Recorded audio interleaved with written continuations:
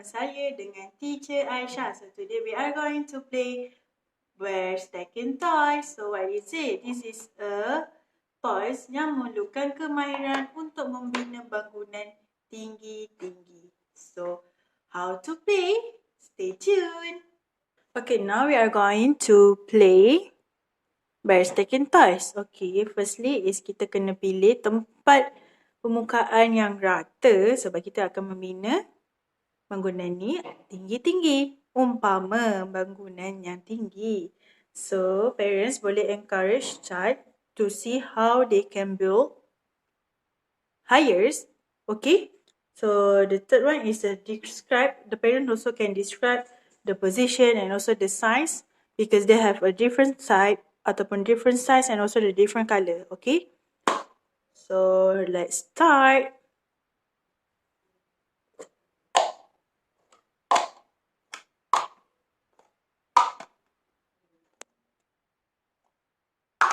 Higher, higher, and higher. Ta-da! Okay.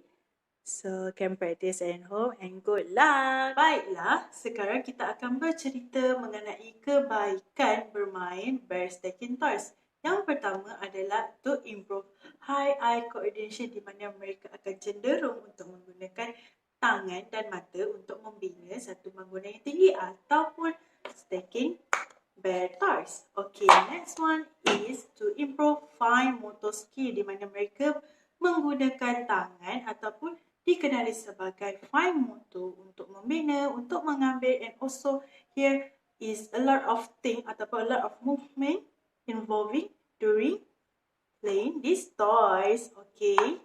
Alright, yang ketiga adalah to improve in visual perception and also shape recognition.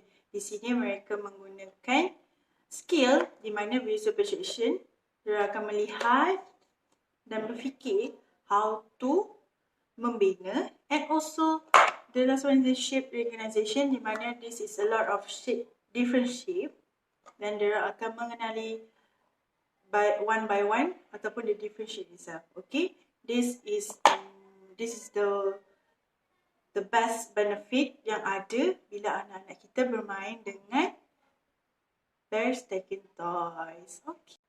Jadi, umur yang sangat digalakkan untuk bermain adalah 3 tahun ke 6 tahun. Jadi, parents boleh lebih kreatif untuk bermain dengan anak-anak di rumah. Contohnya, meletakkan toys ni di dalam pasir ataupun di dalam bins yang banyak ataupun dalam bekas yang berisikan air untuk mereka lebih atraktif untuk bermain. Jadi, selamat mencuba.